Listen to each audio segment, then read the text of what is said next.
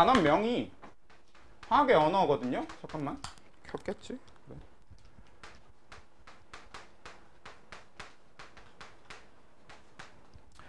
그러니까 일단은 화학의 언어라는 명칭을 가지고 있는 단원입니다. 그러니까 말 그대로 좀 화학에서 앞으로 우리가 쓸 언어 같은 것들을 배우자라는 거고요.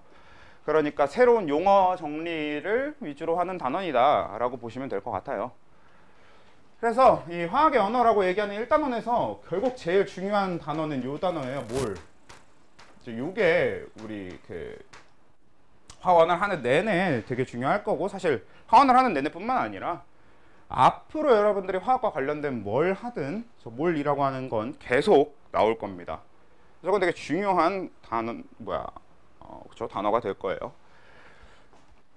앞으로 만약에 뭐 여러분들 그 화학과 관련된 진로를 이제 선택을 해서 그 대학교 가고 뭐 그 대학교 이후까지도 그냥 직업을 선택을 한다고 할 때도 화학과 관련된 걸 한다고 하면 몰이라고 하는 단어는 계속 쓰게 될 거니까 제대로 이해해 주시는 게 좋을 거고, 근데 이게 막 제대로 이해해 주자라는 거 이전에 이 언어라고 하는 거에 대해서 여러분들이 좀 생각을 해 두셔야 되는 게 있는데, 뭐 예를 들어서 저는 이제 뭐 요 학원에서야 기본적으로 이제 김쌤이라고 주로 불리는 편인데, 저는 왜 김쌤이라고 불리는 거죠? 대충 느낌상 제 이름의 성이 김씨일 거고요, 그렇죠? 그리고 저는 여기서 선생짓을 하고 있기 때문에 쌤이라고 불리는 걸 거고, 그래서 기본적으로 김쌤이라고 불릴 거고, 그리고 이 김쌤이라고 부르는 건 주로 이제 학생들이 예전에 김쌤이라고 불렀거나 아니면 이제 원장 선생님이 저를 김쌤이라고 부르기 때문에 대부분 다른 학생들도 김쌤이라고 부르게 된 거겠고, 저도 이제 그쪽이 편하니까 이렇게 저를 소개하는 편인 거고. 갑자기 이런 얘기를 왜 하냐면 원래 이런 게 언어죠. 원래 이런 게 언어잖아요. 예를 들어서 지금 제가 쓰고 있는 요 붙잡고 있는 이걸 우린 분필이라고 합니다. 이걸 왜 분필이라고 합니까?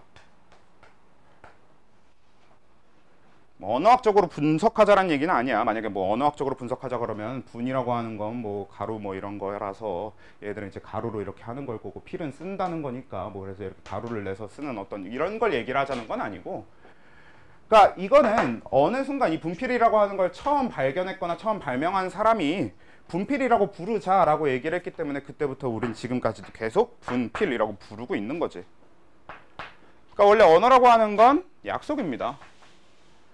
그러니까 우리가 뭔가를 보고 이걸 다 같이 분필이라고 부르자라고 얘기를 했고, 그리고 그걸 지금까지도 계속 쓰고 있으니까 이건 분필이 된 거고, 이것도 뭐 휴대폰이라고 예전에 처음 만들 때부터 그렇게 만들었을 거고요. 말 그대로 이제 뭐 휴대하는 뭐 폰인 거겠죠.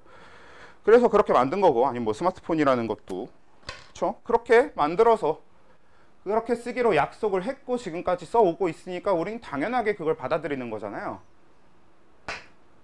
그러니까 앞으로 이 몰이라고 하는 것도 정확하게 마찬가지인데, 그러니까 이 단원에서 배우는 전체적인 다 내용들도 그렇고 이 몰이라고 하는 것도 마찬가지인데, 그냥 과학자들이 이렇게 쓰기로 약속을 한 거고요. 그래서 왜 이렇게 만들었는가를 궁금해하기 시작하면 조금 애매하긴 합니다.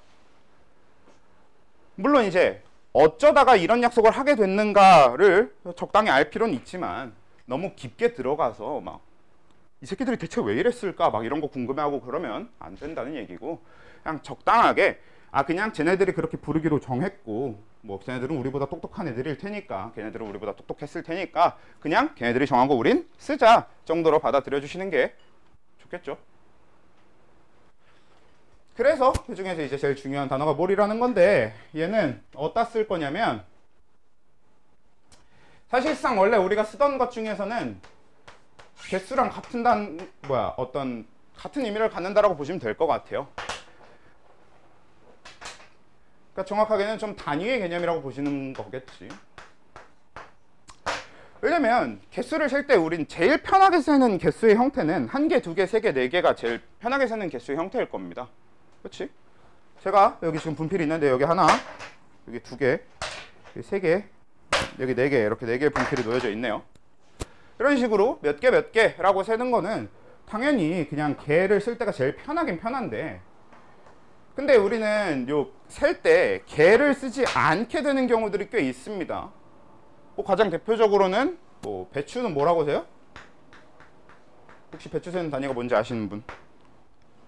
네, 배추는 포기라고 합니다.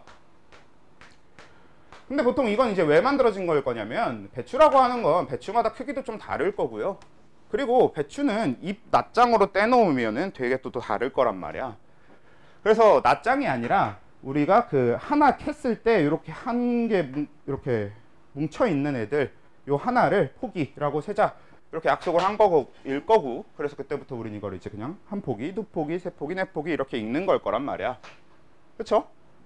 뭐 단위라는 건 어차피 다 이렇게 비슷하게 만들어질 거예요. 이것도 약속해서 만들어질 거란 말이지. 그러니까 저것도 몰이라고 하는 것도 몇 개 대신에 좀 뭉쳐서 세거나 어떤 새로운 단위가 필요하기 때문에 만들어낸 그냥 개수를 재는 단위라고 생각하시면 됩니다. 원래는 근본적으로 그렇게 이해하면 좋지는 않지만, 만약에 앞으로 몰이란 얘기를 하다가 너무 헷갈린다 싶으면 일단 몰이라고 하는 단어를 개라고 대체해서 이해하는 걸로 하셔도 뭐 크게 문제될 건 없습니다. 물론 뭐 제대로 잘 하려면, 그리고 정말 좋은 성적을 받으려면 몰이라고 하는 걸 근본적으로 이해를 해야 되겠지만, 만약에 저는 몰이라고 적혀 있기만 해도 그 몰이라고 적혀 있는 게 너무 문제 자체가 이해가 잘 안 돼요 라는 경우가 생길 때는 개라고 이해하면 되는데, 근데 일단 그래도 몰은 이 개랑 어떤 관계를 갖고 있는지는 좀 봐야 되겠습니다. 그래서 뭐 어떤 관계를 갖고 있는지는 좀 보도록 할게요. 요즘에도 쓰는가? 잘 모르겠는데 혹시 너네 다스라는 개념을 아십니까? 잘 안 쓰잖아. 모르지. 원래 이거 연필 세는 건데, 연필이 뭐 몇 개 있을 때 연필 한 다스, 뭐 두 다스 뭐 이런 식으로 많이 썼었는데, 뭐 요즘 잘 안 쓰는 개념이니까 그럼 이건 좀 뺍시다. 너희들이 쓰는 것 중에 뭐가 있냐? 뭉쳐서 부를 만한 거. 생각이 나는 게 없네.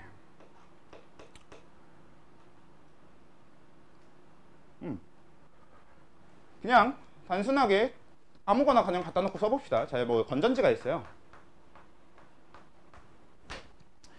만약에 이제 건전지가 있는데 그 일반적으로 우리는 건전지를 쓸 일이 그렇게 많지는 않으니까 건전지를 산다고 치면은 이제 편의점에서 그 건전지 뭐 한두 개 들어있거나 뭐 한 네 개, 뭐 8개 이렇게 포장되어 있는 세트 이런 거 하나씩 사거나, 뭐 아니면 저기 뭐야 쿠팡 이런 데서 어느 정도 많이 포장되어 있는 그런 거 하나 주문하고 이런 식으로 쓸 겁니다. 근데 이제 우린 개수가 얼마 안 되니까 그냥 그 상자 안에 20개가 들어있으면 우린 이 한 상자 20개짜리를 사고 말 테니까 별로 필요성을 못 느끼겠지만, 만약에 이 건전지 사용이 어마어마하게 많은 어디선가 이제 건전지를 한 번에 대량 구매를 해야 되는데, 그때 이 건전지를 한 몇 개 할까요? 한 4,000개 정도를 한 번에 구매를 해야 된다고 쳐봅시다. 그래서 이 업장에서 4,000개를 구매를 했어. 그 다음에 이제 사용하다 보니까 그 건전지가 어느 정도 사용이 될 거고요. 그럼 그렇게 사용하다 보면 남은 개수를 확인해야 될 때가 생길 거잖아. 그럼 이제 남은 개수 얘기할 때마다 지금 건전지 얼마나 남았어? 라고 물어봤을 때 지금 건전지 3,852개쯤 남았습니다 라고 얘기하기에는 조금 불편하잖아. 그쵸? 그러니까 이게 숫자가 많아지기 시작하면 어느 정도 불편한 지점이 무조건 생긴단 말이지. 근데 이런 불편함을 좀 덜기 위해서 기본적으로 한 박스 안에 20개가 들어있다라고 치면 처음부터 이걸 건전지 4,000개가 있다라고 표현하기보다는 그냥 대충 건전지 200상자 있는데 지금 어느 정도 남았어? 지금 한 180상자 정도 남았어요 라고 표현하거나 뭐 160상자 남았어요 이렇게 표현하면 조금이라도 좀 더 편하겠죠.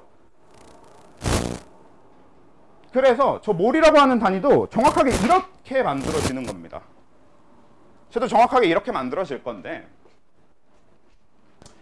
저기서 저런 상자라고 하는 개념을 통해서 우리 숫자를 좀 작게 만들어서 편하게 했던 것처럼 얘도 우리가 개로 세기 시작하면 개로 세려고 하면 너무 답이 없게 많아서 그걸 좀 편하게 세려고 줄여서 표현하려고 한 게 몰이 된다는 얘기일 건데, 실제로 얘는 어느 정도의 개수를 표현하는 거냐?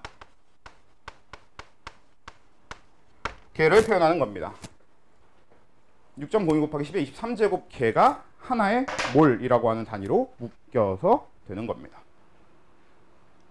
사실 지금 제가 저렇게 써놨으니까 뭐 엄청 커 보이진 않을 수도 있는데, 사실 그냥 저렇게만 봐도 엄청 커 보이긴 하겠지만, 쟤를 이제 실제로 세보면 이렇게 해놓고 뒤에 0을 21개를 붙여야 되거든.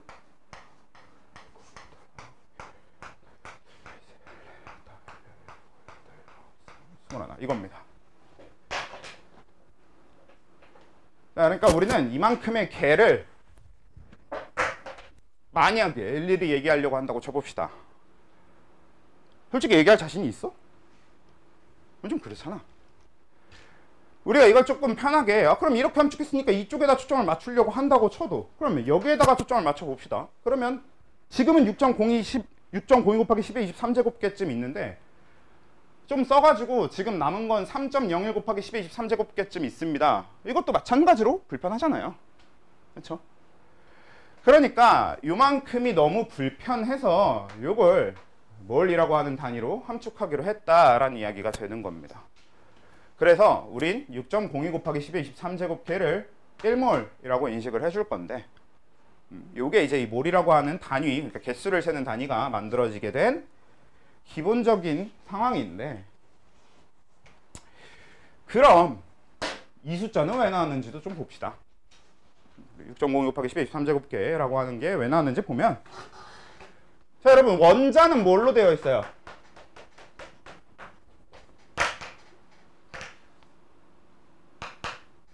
원자를 이루고 있는 건 뭡니까?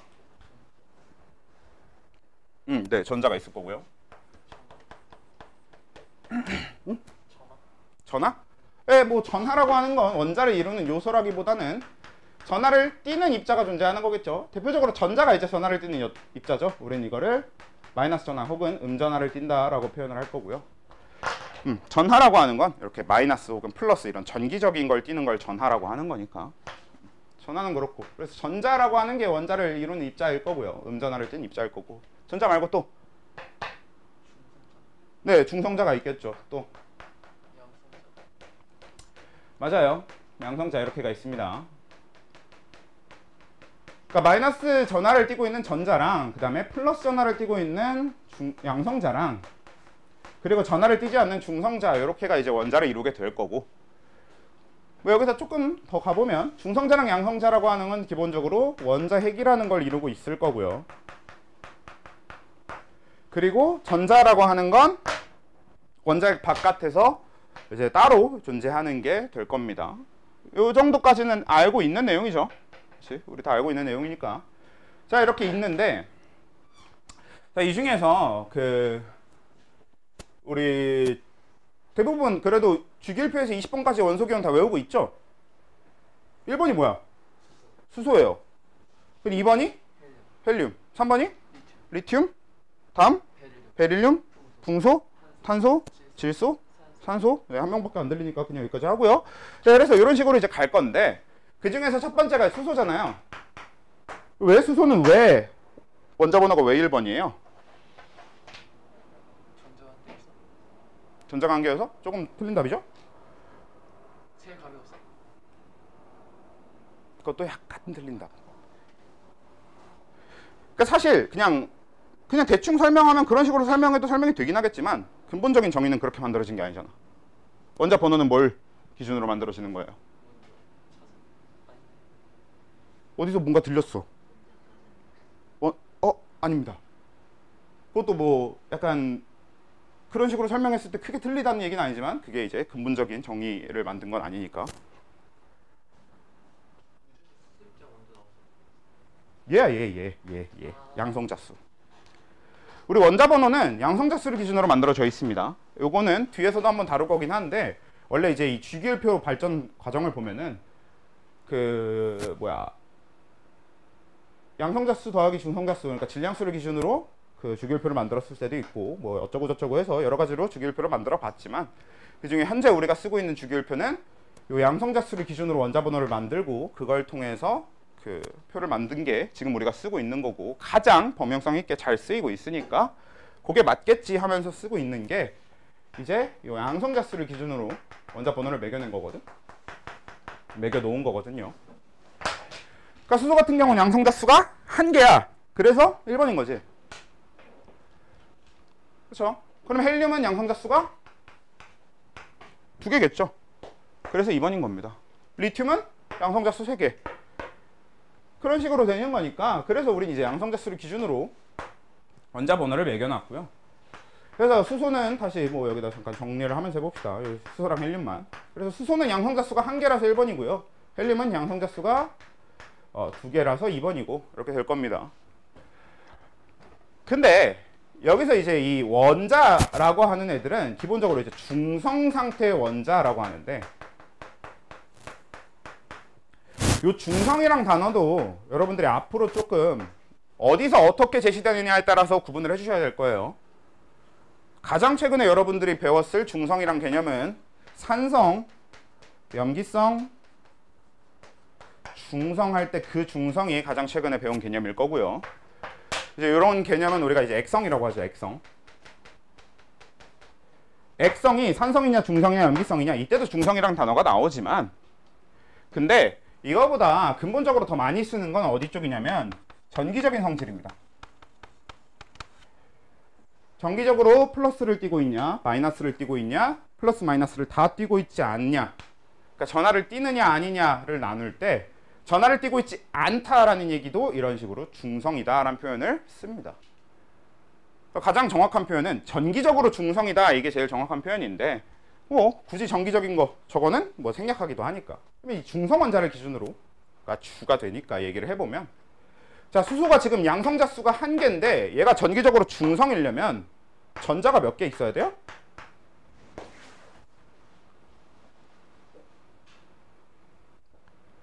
모르는 것도 아닐 건데 아무도 얘기가 없고 1개 있어야겠죠. 기본적으로 양성자 같은 경우는 그냥 플러스 1 이렇게 세줄 거고요. 전자의 전하량도 우리 마이너스 1 이렇게 세줄 거고 전기적으로 중성이 되기 위해선 양성자 수와 전자의 개수가 같겠지. 이걸 기준으로 한단 말이지. 그럼 헬륨도 전자수는 양성자 수 2개니까 당연히 2개일 거고 여기다 뒤에다 추가를 해보면 이제 양성자 전자 말고도 중성자가 필요한데요. 중성자 수는 어떻게 되죠?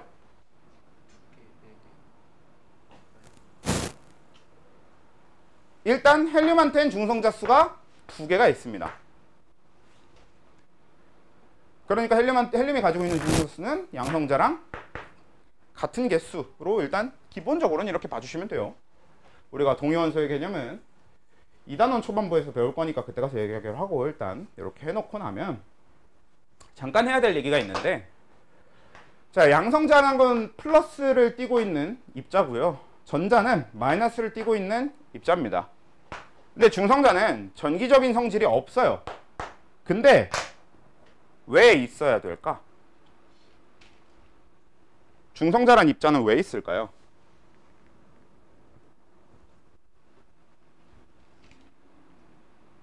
중성자 왜 있게? 대충 양성자랑 전자는 왜 있게라는 질문에 대해서는 이것도 마찬가지로 대답하기 좀 어려울 수 있는데 그래도 어디에 쓸지는 대충 알잖아. 그치? 일단 양성자가 플러스를 띄고 있는 것 때문에 원자에게 플러스를 띄는 거에 의해서 우리가 지금 편하게 쓰고 있는 것들이 되게 많습니다. 어떤 플러스를 띄고 있는 모든 것들은 다 이 양성자를 이용해서 만들어지게 되는 걸 거고요. 뭐 대표적으로 전지의 플러스 마이너스도 결국은 플러스 쪽은 플러스 이온들을 위주로 만들어지게 될 겁니다. 그리고 플러스 이온들이 플러스를 띌 수 있는 이유는 양성자 때문인 거고 반대로 마이너스를 띄고 있는 쪽은 전자의 전하인 마이너스를 이용할 거예요. 그러니까 전자의 이용이나 양성자의 이용, 그러니까 플러스나 마이너스의 이용 자체는 우리가 이용할 때가 너무 많기 때문에 굳이 이야기를 안 해도 될 만큼 유용한데 중성자는 우리 입장에서 보기에는 하나도 유용하지 않단 말이야. 근데 원자들은 왜 중성자를 가져야 될까요? 왜 가지고 있을까요?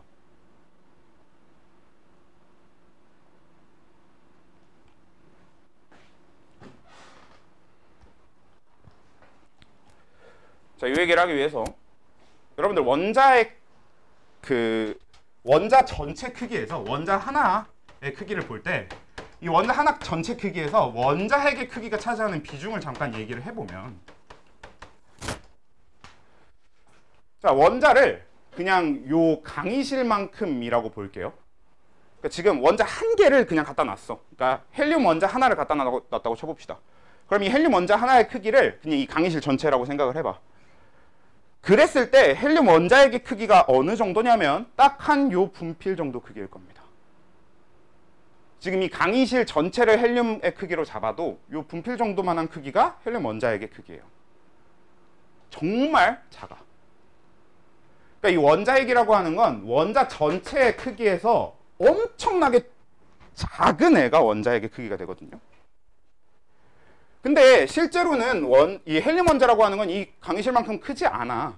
그치? 엄청 작을 거란 말이야. 진짜 어마어마하게 작은 크기가 이 헬륨 원자의 크기일 텐데, 그럼 이 원자핵은 그것보다도 더 훨씬 어마어마하게 작을 겁니다.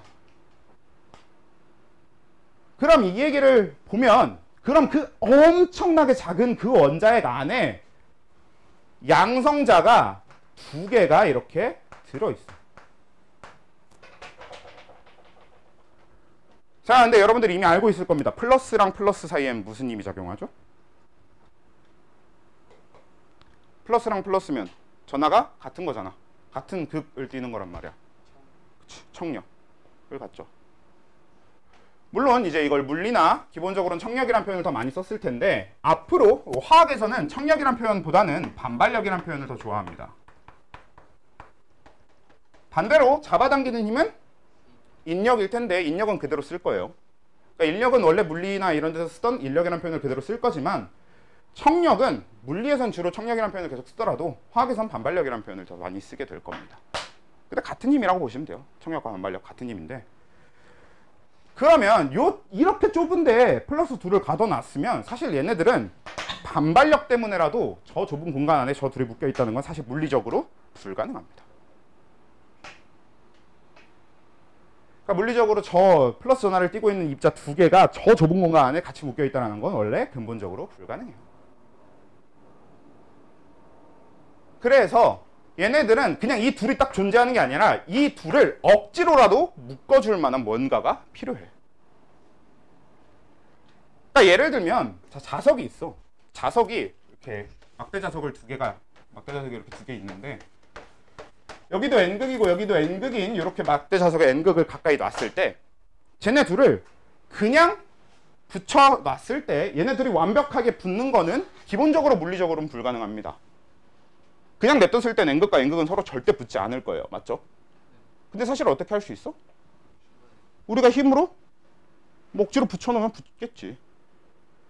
얘네 둘이 서로 밀어내는 힘보다 강하게 붙여놓으면 붙을 거란 말이야. 우리가 힘으로 계속 누르고 있으면 붙겠죠. 그러니까 결국 얘네들도 마찬가지로 이 둘이 반발하고 있는 힘보다 강하게 얘네들을 억지로 붙여놓는 뭔가만 있으면 붙어있을 수 있거든? 우린 그걸 핵력이라고 합니다. 강한 핵력이라고 정확하게 부르는데, 혹시 여러분들이 들어봤을지 안 들어봤을지 모르겠지만 원래 자연계 4대 힘이 있어요.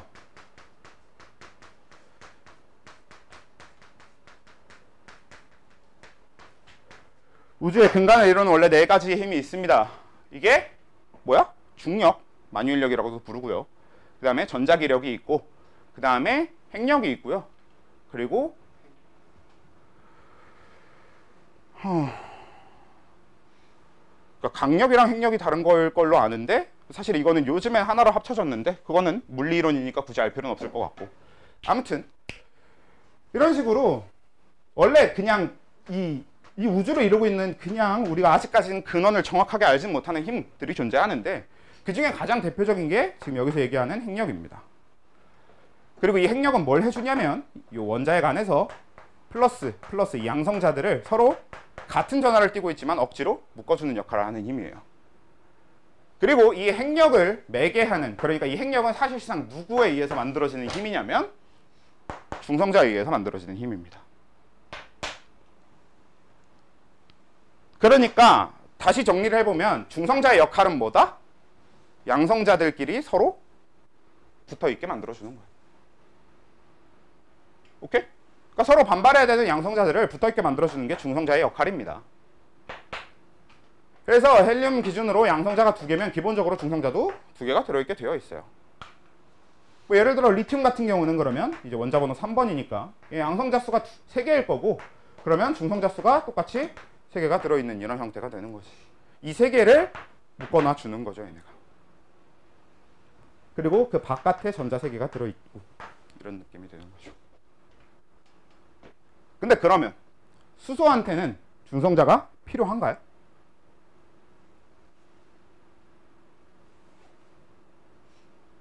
수소한테는 중성자가 필요하지 않아서 없습니다. 왜? 수소는 양성자가 몇 개야? 하나잖아. 그러니까 원자핵 안에 여러 개의 양성자가 있어서 중성자가 억지로 묶어줘야 되는 그런 일이 수소한테선 일어나지 않습니다. 양성자가 한 개밖에 없으니까 반발하지 않는 거야. 그러니까 핵력을 매개해 줄 입자가 필요하지가 않습니다. 그래서 수소한테는 중성자가 없고요. 헬륨한테는 중성자 수가 존재하고, 그러니까 수소 이후, 그러니까 헬륨 이후로는 쭉 다 중성자가 존재하게 될 거고, 우린 일반적으로 이 중성자의 개수를 양성자의 개수와 같은 걸 기본으로 놓고 보게 될 겁니다. 일단 여기까지 뭐 이해됐죠?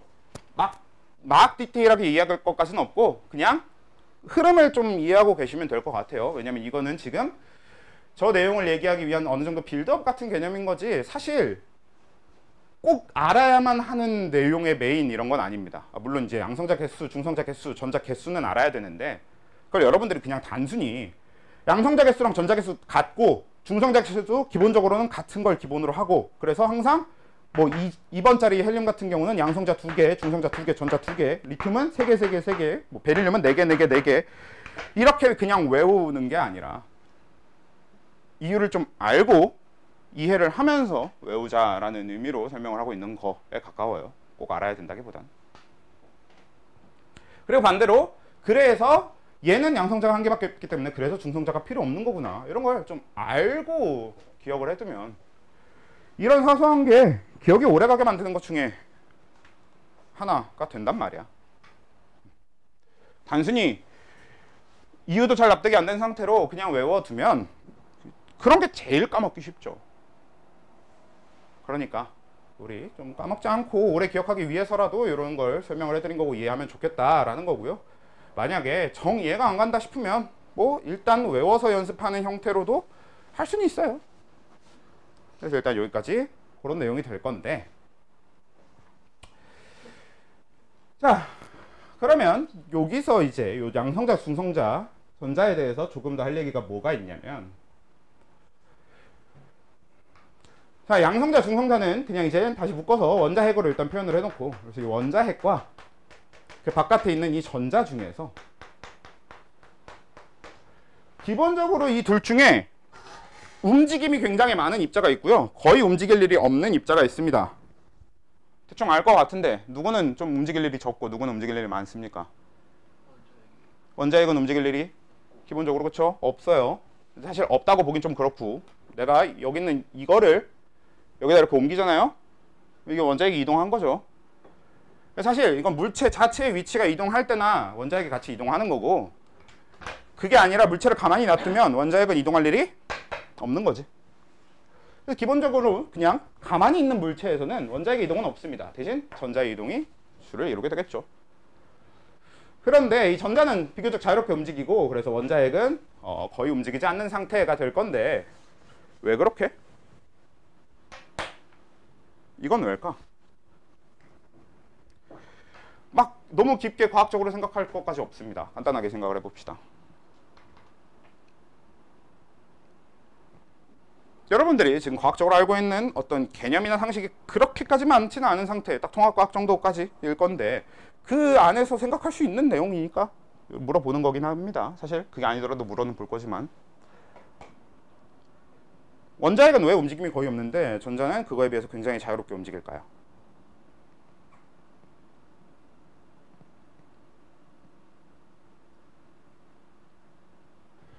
우리가 움직이는데 필요한 게 뭐게? 에너지가 기본적으로 필요하겠죠. 에너지는, 원자핵이 갖는 에너지와 전자가 갖는 에너지는 다른 외부 조건의 변화가 없을 때, 똑같은 조건으로 이루어져 있을 때는 거의 비슷합니다. 그러니까 얘가 갖게 되는 에너지랑 얘가 갖게 되는 에너지가 거의 비슷한데도 불구하고 얘는 많이 움직이고 얘는 적게 움직이는 이유는 뭐겠어? 가벼워서. 그냥 가벼우니까 많이 움직여요. 무거우니까 많이 안 움직이고. 근데 그 차이가 어느 정도냐면 이 원자핵을 이루고 있는 이 중성자랑 양성자 얘기를 얘네들을 다시 나눠보면 중성자, 양성자에 비해서 전자의 무게는 질량은 아예 무시해도 상관없을 정도로 정말 가볍습니다. 사실 지금 여기에는 우리 모두 다 이 원자로 이루어져 있는 거 아니야. 그렇죠? 그러면 여러분들 그리고 저까지 우리 모두의 체중을 감안했을 때 이 체중에서 양성자, 중성자로 이루어진 게 결국 우리의 체중이 될 거고요. 우리의 체중처럼 정말 많은 원자를 갖다 놔도 전자의 개수는 무시해도 상관없을 정도로 가벼워요. 그러니까 사람만큼 원자가 많아도 전자의 질량은 무시해도 상관없습니다. 그 정도로 되게 가볍거든. 그러니까 얘는 진짜 너무 가벼워서 되게 자유롭게 움직일 수 있는 거야. 근데 그거에 비해서 얘는 굉장히 무거운 편이에요. 얘랑 비교를 하면. 근데 이 원자핵이 무거운 게 그 안에 들어있는 중성자랑 양성자를 비교했을 때 그럼 이 둘 중에는 이 둘의 질량 관계는 어떻게 될까요? 알 텐데? 여기까지도? 얼추는? 중성자랑 양성자의 질량은 같습니다. 중성자랑 양성자는 질량이 같아요. 질량이 같은 근본적인 이유가 뭐냐면 저 두 입자는 구성이 같아요. 왜냐면 중성자도 양성자도 쿼크 3개로 이루어져 있거든. 그게 업 다운이냐 업 다운 다운이냐가 다를 뿐인 거지 기본적으로 쿼크 3개로 이루어져 있거든요. 배웠잖아. 안 배웠나? 배웠지. 그치? 그러니까 얘네들은 근본적인 구성이 같다 보니까 질량은 동일합니다. 단지 전기적인 전하의 차이가 생긴 것 뿐이지.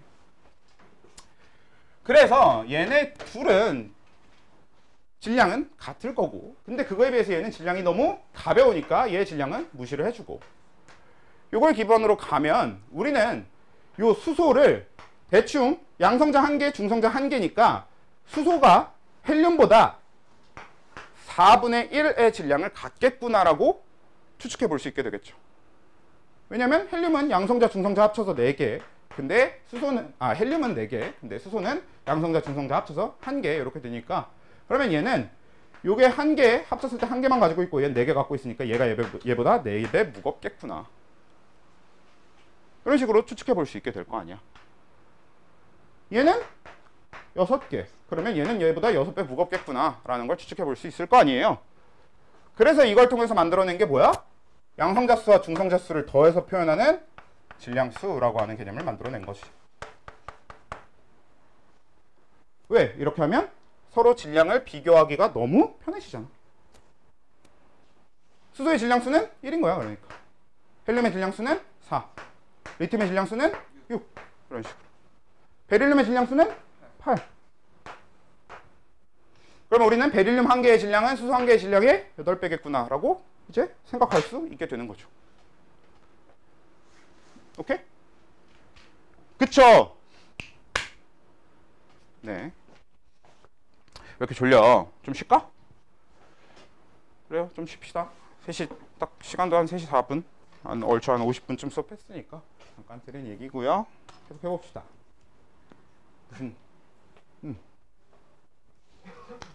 그래서 뭐 아까까지 하던 게 질량수 얘기였으니까 뭐 연달아서 쭉 이어서 얘기를 해보도록 할게요. 그래서 이제 질량수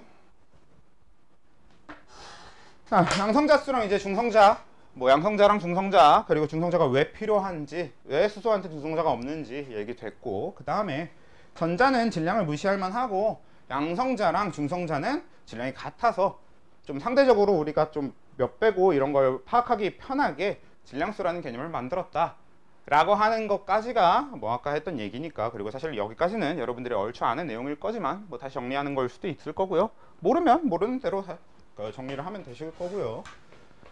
그러면 이제부터 할 얘기는 뭐냐면 그럼 얘를 비교를 위해서 이렇게 잘 만들어 뒀어 해서 끝나고 싶지가 않아요. 왜냐면 결국 이제 우린 화학을 가지고 실험을 할 거고요. 실험뿐만 아니라 이제 이걸 통해서 뭘 할 거냐면 계산이라는 걸 본격적으로 하고 싶습니다. 우리가 이런 분야의 화학 분야를 화학 양론이라고 부르기도 하고요. 내지는 정량적 화학이라고 부르기도 하거든요. 그러니까 쉽게 생각하면 화학의 탈을 쓴 수학 같은 개념이 되는 거죠. 그러니까 화학은 화학인데 화학에서 쓰기 위해서 수학적인 계산을 하겠다, 이런 게 이제 화학 양론이나 정량적 화학에 대한 얘기가 될 건데, 사실 이제 지금 이렇게 정하고 있는 것들은 다 이걸 하기 위해서 만들어 놓고 있는 거고, 그러니까 우린 뭐가 하고 싶냐면 이렇게 정해둔 질량수로 실제 계산이라는 걸 하고 싶은 거야. 근데 문제는 실제 계산이라는 걸 하기 위해서는 실제로 존재하는 값과 연결을 할 수 있어야 되거든요. 무슨 얘기냐면 지금 여기에서 정해둔 질량수라고 하는 거를 실제 우리가 쓰는 질량이라는 개념과 연결을 하고 싶어. 그리고 이런 연결을 할 때 기준을 어디에 맞추는 게 제일 좋냐면 단위에다 기준을 맞추면 됩니다. 자, 우리 질량의 기본 단위가 뭡니까? 우리 다 같이 쓰는 질량의 기본 단위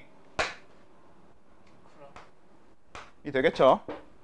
뭐 그램을 좀 더 높게 써야 될 게 1000g을 뭐 킬로그램이라고 표현을 한다던가 1000분의 1g 10의 -3제곱 g을 밀리그램이라고 표현을 한다던가 이런 식의 변형은 있어도 기본 단위는 이제 g으로 잡고 있는 거란 말이야. 그래서 여기서 정한 이 질량수라고 하는 애들을 이 질량, 실제로 존재하는 이 질량 그램 값과 연결하기 위한 과정이 필요하기 때문에, 그러니까 수소가 질량수를 1로 정해놨는데 실제로 1g이 되려면, 그러니까 헬륨은 4라고 정해놨는데 얘가 실제 4g이 되려면, 리튬은 6이라고 정해놨는데 얘가 실제 6g이 되려면 얼마나 필요한가라는 걸 계산을 해본 거지. 그래서 이걸 이제 실제 계산을 해봤더니 그 결과가 수소가 1g이기 위해선, 그리고 헬륨이 4g이기 위해선, 그리고 리튬이 6g이기 위해선 각 입자가 6.02 곱하기 10의 23제곱개 필요하더라 라고 계산된 거야. 그런데 이 계산을 한 사람은 사실 좀 다른 사람이긴 한데 이 계산의 아이디어를 제공한 사람이 아보가드로입니다. 얘는 누구냐? 화학자예요. 아보가드로라는 화학자인데, 그래서 우린 이 숫자를 아보가드로 수라고 얘기합니다. 6.02 곱하기 10의 23제곱개 3제곱, 이걸 이제 우린 아보가드로라고 표현을 하는데, 아보가드로 수라고 표현을 하는데, 여러분들이 문제집이나 이런 걸 풀다 보면 요거를 아보가드로 수라고 하는 6.02 곱하기 10의 23 이거를 다 적기 귀찮으니까 요렇게도 많이 적어요.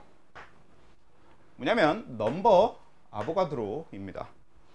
그래서 아보가드로 수를 이렇게 NA 이렇게 적기도 하니까 요게 지금 다 아보가드로 수라고 하는 걸 표현하는 겁니다. 6.02 곱하기 10의 23제곱 이 아보가드로 수고 그걸 우리는 이렇게 NA라고 표현한다 라는 건데, 요거 이제 왜 만들었냐면 방금 얘기한 것처럼 질량수가 1인 수소가 1g, 질량수가 4인 헬륨이 4g, 질량수가 6인 리튬이 6g, 질량수가 8인 베릴륨이 8g 되기 위해서 필요한 개수를 계산해 놓은 게 NA, 아보가드로 수다 라는 얘기가 되는 거라고.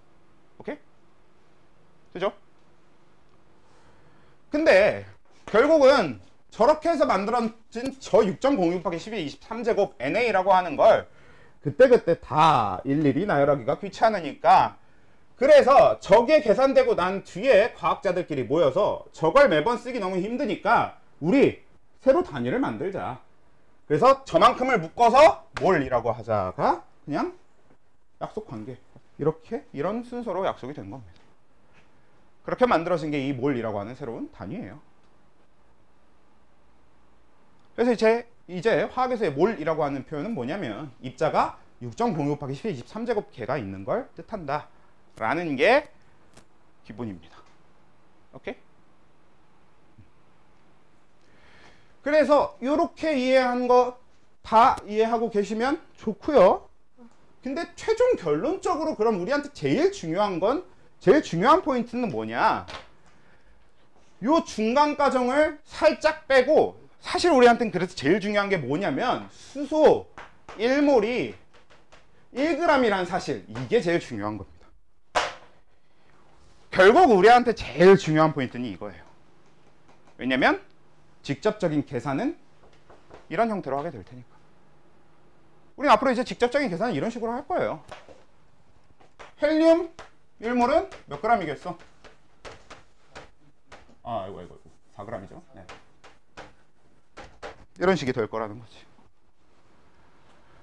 그럼 이제부터는 뭐냐면 비교적 자유롭게 실험을 할 때 양을 측정하는 것도 자유로울 거고요. 계산할 때도 좀 자유롭겠지. 그것도 숫자도 6.0이 있다는 거 쓰는 것보다 훨씬 편하게 1몰, 2몰 이런 형태로 숫자를 쓸 수 있게 될 테니까. 그래서 만약에 내가 리튬을 2몰 가지고 있다라고 한다면 그건 12g이겠구나. 이런 형태가 될 거라는 거죠. 근데 알겠지? 뭐 베릴륨 같은 경우는 내가 베릴륨을 뭐 12g 가지고 있다라고 해보면 얘는 1.5몰이겠다. 이런 식으로. 왜? 베릴륨은 1몰당 8g일 거니까. 오케이? 무슨 뭔지 대충 금방 감이 오죠. 그래서 이렇게 써먹는 게 기본적인 이제 몰이라고 하는 단위의 개념이 되는 거고요. 이거는 진짜 정말 중요합니다. 그러니까 잘 좀 정리해 있으면 좋겠고요. 계산적으로 사용할 수 있다만 알면 되는 게 아니라 솔직히 어떻게 만들어졌는가를 좀 근본적으로 이해를 하고 있어야 여러분들이 그것만으로도 응용할 수 있는 영역이 넓어질 겁니다. 제대로 이해하고 있느냐 아닌가만으로도 좀 응용할 수 있는 영역이 넓어질 거니까 제대로 좀 이해를 해주시면 좋겠고. 그래서 그렇게 해서 만들어진 이 질량수라고 하는 거, 근데도 이 화원에서는 저 질량수란 표현을 잘 안 써요. 그래서 질량수라고 하는 거는 방금 얘기한 대로 이렇게 양성자수랑 중성자수를 더해서 그 기본이 되는 양성자수랑 중성자수가 같을 것이다 해가지고 더해가지고 적어놓는 이 질량수라고 하는 개념을 화원에서 주로 쓰게 되지는 않고, 그래서 우린 이제 용어를 좀 바꿔볼 건데, 이제 이 질량수라는 단어 대신에 우린 원자량이라는 표현으로 바꿔서 쓸 거라고 생각하시면 됩니다. 사실 이건 엄연히 따지면 원자량과 질량수는 다른 개념이에요. 왜냐면 질량수는 이론적으로 그냥 양성자수가 중성자수랑 같을 거니까 양성자수 더하기 중성자수에서 나타내 놓은 게 질량수고요. 그럼 원자량이라고 하는 건 어떻게 만들어진 값이냐면 얘는 원자 1몰의 질량이 원자량입니다.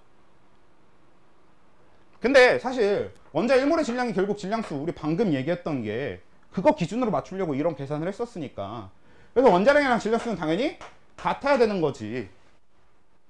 지금까지 우리가 배웠던 내용으로는 맞는 얘기가 맞고요. 그리고 한동안은 이렇게 써도 크게 문제가 그래서 없을 겁니다. 그냥 여러분들이 여태까지 이해하고 있던 질량수라는 개념을 그냥 원자량으로 용어만 바꿔주시면 돼요, 당장은. 그리고 나중에 가서 원자량이랑 질량수가 근본적인 개념이 왜 다른지는 그때 가서 하면 돼. 당장은 이 둘이 다르다는 사실이 우리한테 중요하지 않으니까 그냥 같은 거로 알고 있읍시다. 이 단원 초반 가면 원자량이 왜 실제로는 질량수와 다른가를 그때 가서 얘기할 거니까 일단 넘어가고요. 그래서 우리는 그냥 질량수란 표현 대신에 원자량이라는 표현을 쓰겠다. 왜? 원자는 원자 1몰의 질량을, 그러니까 원자량이라고 하는 건 원자 1몰의 질량을 표현해 놓은 건데, 애초에 우린 질량수를 1몰 갖다 놓으면 그게 질량수만큼의 g이 되는 거였으니까 결국 우리는 사실 질량수도 그냥 원자량이랑 같은 걸로 만든 거라고 생각하시면 되니까 그냥 똑같이 받아들여 주시면 되겠고요. 결국 우리한테 중요한 건 이거였다 라는 건데, 요걸 이제 조금만 더 확장을 해볼 거예요. 이제 어떻게 확장을 해볼 거냐면, 원자에서 벗어나서 이제 분자의 개념으로, 혹은 화학식의 개념으로, 화학식의 개념으로 확장을 해나가는 거지. 별로 크게 어렵지는 않습니다. 근데 요거를 좀 원론적인 접근을 좀 해보도록 할게요.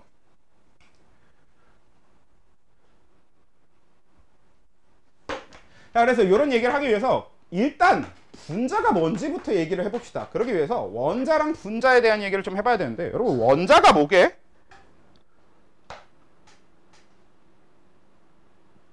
이게 설명하려고 하면 참 어려운데 사실 설명하려고 할 필요도 없게 우리 머릿속에 어느 정도 그냥 당연히 들어있는 개념일 수 있는 것 같은데, 원자라고 하는 건 화학적으로 어떤 물질을 최소한으로 나눴을 때 그 가장 기본이 되는 입자를 우린 원자를 기준으로 하게 될 겁니다.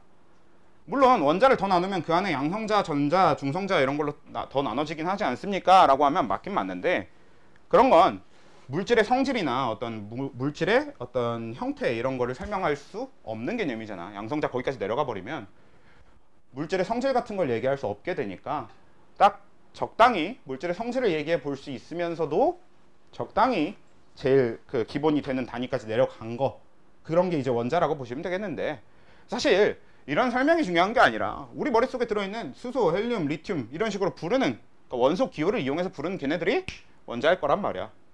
그치? 그런 입자들이 원자라는 입자일 건데, 그럼 분자는 뭐게? 원래 고1에 분자가 나오기 때문에 설명을 하시는 건지 아니면 다른 건지 모르겠는데, 작년에 적어도 장쌤이 설명할 때 기준으로는 분자 설명을 하시는 걸로 알고 있거든요. 작년이 아니라 올해였겠지만 뭐 그냥 작년이라고 표현할게요. 이미 새 학기인 거니까. 분자가 뭐임? 이것도 설명을 하려고 하면 조금 어려운 개념이 될 수 있는데, 뭐 굳이 설명을 하려고 하면 분자는 이제 원래 정의는 이렇게 되어 있습니다. 어떤 물질의 성질을 갖는 최소 단위라고 얘기를 합니다. 그러니까 뭐 예를 들어서 우리가 물이 있어요. 자, 물의 화학식은 어떻게 되냐? H2O죠. 자, 이 물의 H2O라는 식에 대해서 물을 최소한의 단위인 원자로 나눠보면 수소랑 산소인데, 근데 문제는 물한테 수소와 산소의 성질이 남아있지는 않단 말이야. 그러면 물은 수소와 산소의 성질 대신에 물의 성질을 따로 갖게 되잖아요. 그러니까 딱 물의 성질을 유지하려면 H2O까지만 나눠야 되고, 이게 분자의 정의가 되는 겁니다. 거기서 더 나눠서 원자까지 나눠서 수소와 산소가 되면 물의 성질을 유지하지 않지. 간단하게 얘는 불을 끄고요, 얘는 불이랑 만나면 터지고, 얘는 불을 활활 타게 만들죠. 실제로 단어가 하나씩 있죠. 얘는 조연성, 얘는 가연성을 가지고 있죠. 이런 식으로 성질이라고 하는 게 원자 단위까지 내려가면 유지가 되지 않는 데 비해서 분자까지는 유지가 된다, 이런 개념인데,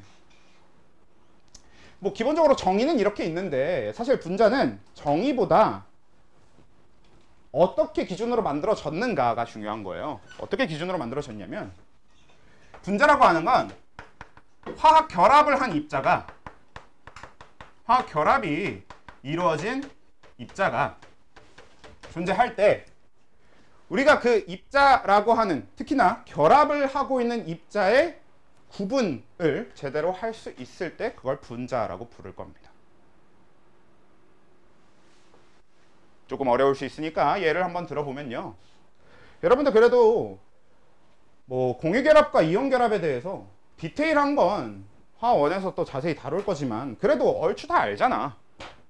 이온결합은 이온끼리 결합을 하는 걸 거고, 공유결합은 공유를 하면서 결합을 하는 걸 텐데 얼추 알지 않음? 그래서 공유결합은 어떤 결합이고 이온결합은 어떤 결합이에요? 네. 그래서 이온결합은 금속원소와 비금속원소의 결합을 우린 이온결합이라고 하는 거고, 공유결합은 비금속과 비금속의 결합을 공유결합이라고 하는 겁니다. 왜냐면 이온결합은 말 그대로 이온이라고 해서 어떤 플러스 전하를 띠게 된 이온과 양이온과 그 다음에 마이너스 전하를 띠게 된 음이온 사이의 결합이 이온결합인데, 금속은 전자를 잃고자 하는 성질을 가지고 있고요, 비금속은 전자를 얻고자 하는 성질을 가지고 있단 말이야. 그러니까 금속과 비금속이 결합할 때는 얘는 잃고 싶어 하고 얘는 얻고 싶어 하니까 얘가 얘한테 전자를 주고 각각 플러스와 마이너스가 따로 만들어져서 결합을 하면 되니까 그런 게 이제 이온결합이라고 부르는 게 될 거고, 근데 공유결합은 둘 다 전자를 얻고 싶어 하는 비금속끼리 전자를 공유하면서 결합하는 게 공유결합이라는 얘기지. 그리고 이건 어떤 차이를 만들어내게 되냐면, 자, 이온결합한 물질들을 고체 상태 이온결합 물질을 보면요, 구성이 이런 식으로 되어 있습니다. 양이온, 음이온, 양이온, 음이온, 양이온, 음이온, 양이온, 음이온, 음이온, 양이온, 음이온, 양이온, 음이온, 양이온, 음이온, 양이온. 밑으로 또 양이온 이런 식으로 쭉 이렇게 되어 있는 게 기본적인 고체 상태 이온결합 물질이에요. 그러면 자, 이 양이온과 이 음이온은 이온결합을 하고 있어요. 그리고 이 양이온과 이 음이온은 이온결합을 하고 있어요. 이 음이온과 이 양이온은 이온결합을 하고 있고요. 이 양이온과 이 음이온은 이온결합을 하고 있고요. 이 양이온과 이 음이온은 이온결합을 하고 있거든. 그럼 만약에 이 물질이 LiF라고 하는 물질이라고 쳤을 때, 그러면 얘가 양이온이고 얘가 음이온인데, 이 중에서 이걸 LiF라고 구분해야 돼요? 이걸 LiF라고 구분해야 돼요? 이걸 LiF라고 구분해야 돼요? 구분할 수 없어요. 실제로 이것도 이온 결합이고 이것도 이온 결합이고 이것도 이온 결합이기 때문에, 그럼 이 Li는 이 F한테 있는 건지 이 F한테가 있는 건지 이 F한테가 있는 건지를 우리가 구분할 수 없어요. 실제로 구분되지 않고, 실제로 그렇기 때문에도 성질적으로도 구분되지 않습니다. 그래서 얘는 분자가 될 수 없어요. 우리가 구분 못하니까.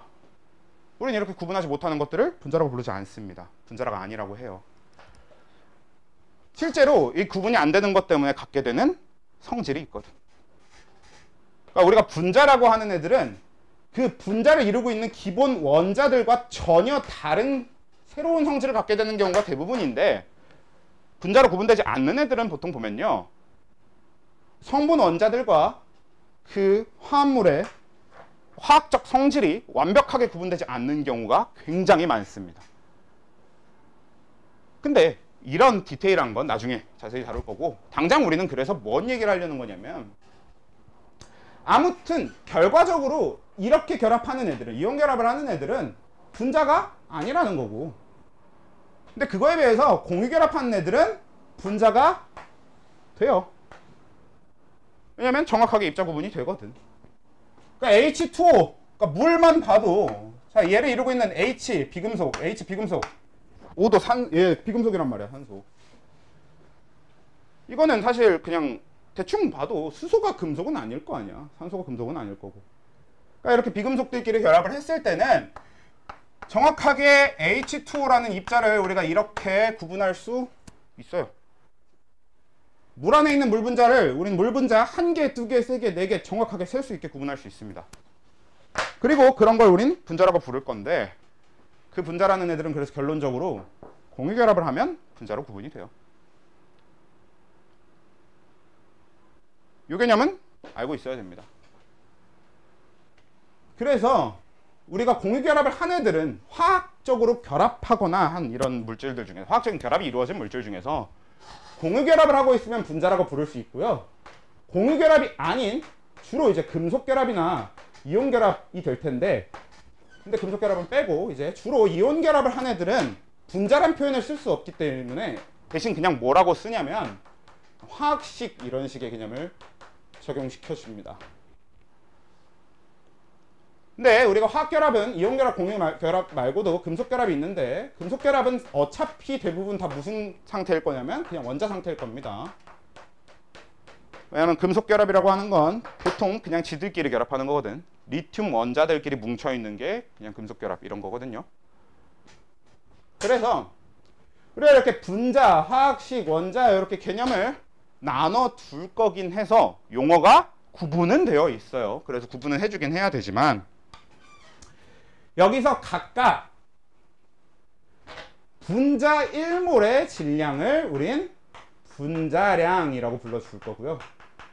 원자 1몰의 질량을 우리는 원자량이라고 불러줄 거고요. 그리고 화학식 1몰의 질량을 화학식량이라고 불러줄 겁니다. 근데 이건 편의상 분자량이나 원자량도 그냥 화학식량이라고 뭉뚱그려서 묶어서 표현하기도 해요. 자, 그래서 최종적으로 하고 싶은 얘기가, 자, 이 H2O가 있습니다. 자, 만약에 내가 지금 이 H2O를 1몰 가지고 있다고 쳐. 그러면 H2O 1몰의 질량은 몇 g입니까?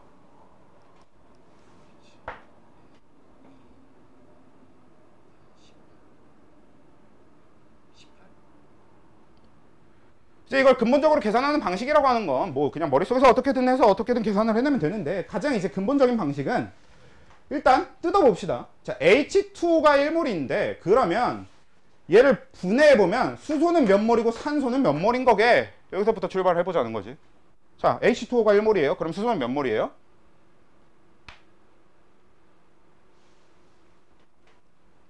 일단 답부터 적어보면 얘는 2몰이고 산소는 1몰이겠지.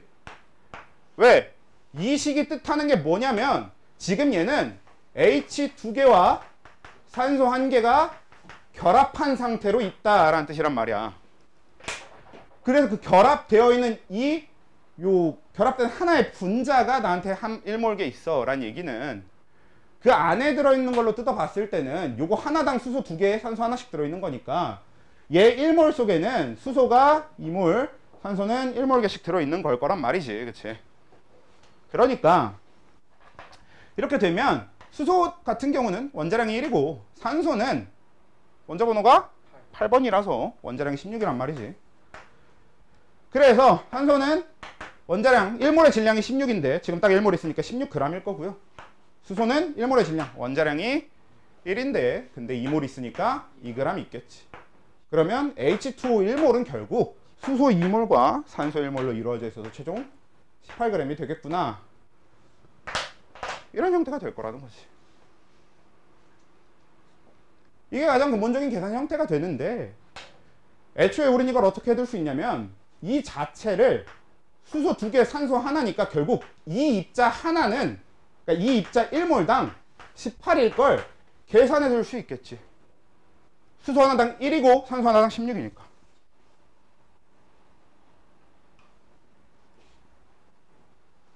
이야기를 좀 바꿔보면, 자, CH3COOH라는 물질이 있습니다. 혹시 이거 뭔지 아시는 분? 아세트산이라는 물질이죠. 뭐야? 식초입니다. 식초. 이 아세트산을 물에 녹인 아세트산 수용액을 우리는 식초라고 부르는데, 자, 이 아세트산 CH3COOH라고 하는 애는 일단 뭐 그냥 얘의 분자량 내지는 화학식량을 먼저 구한다고 쳐봅시다. 그러면 이건 이제 어떤 과정이 될 거냐면, 자, 요거를 간단하게 보면요, 탄소가 2개고 산소가 2개고 수소가 4개고 이렇게 뭉쳐서 얘기할 수 있을 거란 말이지. 근데 탄소의 원자량은 탄소 몇 번이게? 수소, 헬륨, 리튬, 베릴륨, 붕소, 탄소 6번이잖아. 그러니까 탄소 6번이라서 원자량 12고요. 산소는 아까 8번인 거 얘기하기도 했고 16의 원자량 가지고 있을 거고, 그 다음에 수소는 1번인데 얘는 중성자 없어도 되니까 그냥 1 이렇게 되는 거였잖아. 그래서 계산을 해보면 얘는 24, 32, 4 해가지고 계산 결과가 뭐가 나와? 60이 나올 겁니다. 실제로 아세트산은 60인 걸 외워둬도 참 좋은 애기도 하고요. 얘는 이제 분자량이 60인 걸 외워두면 참 좋습니다. 많이 나올 거니까. 아세트산 분자량 60 이거랑 요소의 분자량이 90인 거랑 그 다음에 포도당의 분자량이 180인 거 뭐 이런 거 정도는 외워둬도 좋거든요. 아무튼 그래서 이런 식으로 얘의 분자량을 미리 계산해 두는 형태가 되면, 만약에 내가 이제 CH3COOH를 1.5몰 가지고 있어. 그러면 그게 질량이 몇 g일 것인가를 계산할 때 내가 이 분자량 60을 미리 계산을 해놨다면 우린 그냥 1g당 아니죠. 1몰당 60g인 걸 알고 있는 상태고, 그럼 1.5몰이면 90g이겠구나 라고 구해낼 수 있겠죠. 근본적으로는 비례식의 형태가 될 거고요. 사실은 우리는 이건 어느 정도 익숙하니까 굳이 비례식으로 안 하고도 그냥 계산 간단하게 해내도 될 거고요. 그래서 이렇게 구해놓을 수도 있겠고, 아니면 내가 이걸 미리 구해놓지 않았다고 하면 일일이 그냥 계산하면 됩니다. 얘 하나당 탄소가 2개씩 들어있잖아. 근데 내가 얘를 1.5몰 가지고 있으니까 이렇게 하나하나 나눠보면 자, 아세트산 1.5몰 속엔 탄소가 몇 몰? 3몰이 되겠죠. 왜? 요거 하나당 탄소 2개씩 들어있으니까. 그리고 산소는 3몰. 수소는 하나당 4개씩 들어있으니까 6몰. 이렇게 한 다음에 일일이 계산하는 형태로도 최종 답은 어차피 똑같이 90이 나올 거란 얘기지. 자, 여기서 중요한 포인트 두 가지가, 첫 번째가 뭐냐면 그냥 저 분자량의 개념 자체를 이해하는 것도 중요한데, 일단 솔직히 나는 왜 그런지 잘 모르겠거든. 내가 이해는 잘 안 되지만 근데 그런 학생들이 참 많더라고. 그래서 좀 처음부터 되게 잘 잡아둬야 되겠다라는 생각을 많이 했는데, 일단 얘 자체가 1.5몰개 혹은 얘 자체가 내가 한 개 갖고 있을 때 그 안에 들어있는, 혹은 2개 혹은 1몰개, 1몰, 2몰 이렇게 가지고 있을 때 그 안에 들어있는 탄소, 수소, 산소의 개수가 몇 개인지 제대로 세는 것도 일단 되게 중요할 것 같고요. 자꾸 작년에 보니까 막 이거 뭐야, 이렇게 물어볼 땐 잘 안 헷갈려도 요거에 대해서 내가 나한테 수소가 12몰이 있어. 근데 나는 이 수소를 전부 다 CH3COOH의 형태로 들고 있는 거야. 그럼 내가 갖고 있는 CH3COOH는 몇 몰이에요? 3몰이겠지. 이렇게 물어보면 되게 헷갈려들 하더라고. 올해는 좀 헷갈리지 않고 할 수 있으면 좋을 것 같아요. 하나당 4개가 들어있다는 소리는 내가 수소 12몰개를 가지고 있으면 4개씩 집어넣어서 만들 거니까 3개가 만들어지는 거죠. 그러니까 3몰이 만들어지는 거죠. 이런 형태로 제대로 이해하고 계시면 될 것 같고, 이런 실수를 안 하시면 되겠고, 그리고 이 분자량이라고 하는 개념과 초몰이라고 하는 개념이 이렇게 만들어졌다라고 하는 게 근본적으로 오늘 얘기해야 될 내용이 될 것 같습니다. 일단 됐음? 그러고 나면 이제 지금 오늘 우리 정리한 내용이, 몰이라는 거에 대해서 배웠고요. 분자량하고 분자량, 화학식량, 원자량에 대해서 배웠고, 화학식량이라고 적을 걸 그랬어요. 바꿔봅시다. 화학식량에 대해서 배웠고, NA 아보가드로 수에 대해서 배웠고, 사실 이제 얘네 세 개가 오늘 한 내용 중에 제일 핵심이 되는 내용이 될 텐데, 뭐 간단하게 빨리 정리를 해보면, 이제 몰이라고 하는 건 그냥 단위다. 근데 뭐를 세는 단위일 거냐면, 앞으로 화학에서 입자를 세는, 입자의 개수를 세는 새로운 단위 정도로 받아들여주면 되겠다. 솔직히 몰이라고 하는 걸 어렵게 받아들일수록 이 뒤에 나오는 내용이나 문제를 푸는데 자꾸 더 어려워지는 것 같으니까, 몰이라고 하는 건 그냥 여러분들이 이제 처음 배워본 단위 정도로 그냥 받아들여 주세요. 어차피 진짜 그게 맞고.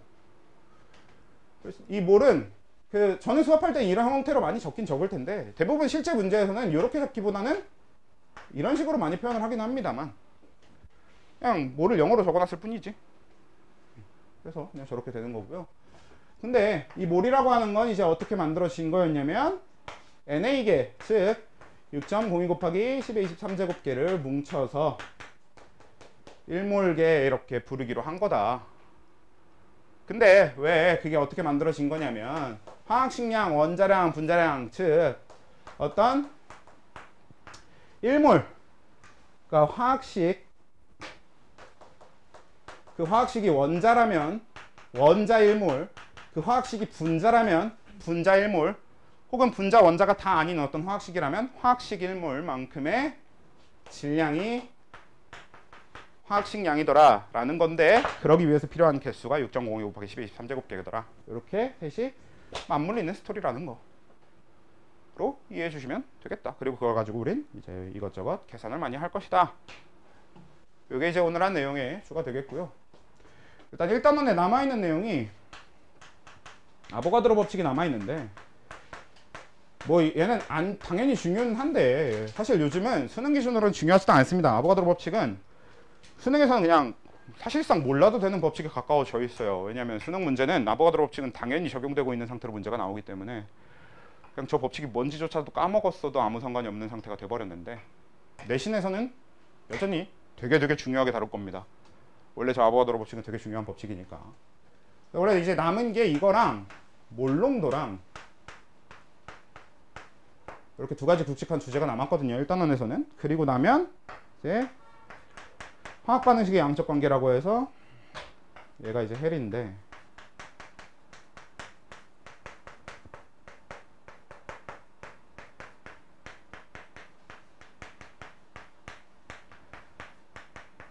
얘가 이제 헬인데 얘도 내용으로는 사실 말할 게 많지 않고, 남은 내용이 이 정도인데, 남은 내용을 갑자기 지금 정리하는 이유는 뭐 오늘 한 이쯤 정도까지만 해도 괜찮을 것 같아서, 그래서 여기 나머지 이런 것들은 다음 주부터 또 마저 해보도록 합시다. 아마 제 생각에는 다음 주에 이제 이번 주에 요 내용들을 했으니까 이걸 가지고 제가 프린트를 좀 만들어 와서 다음 주에 연습을 좀 할 것 같고요.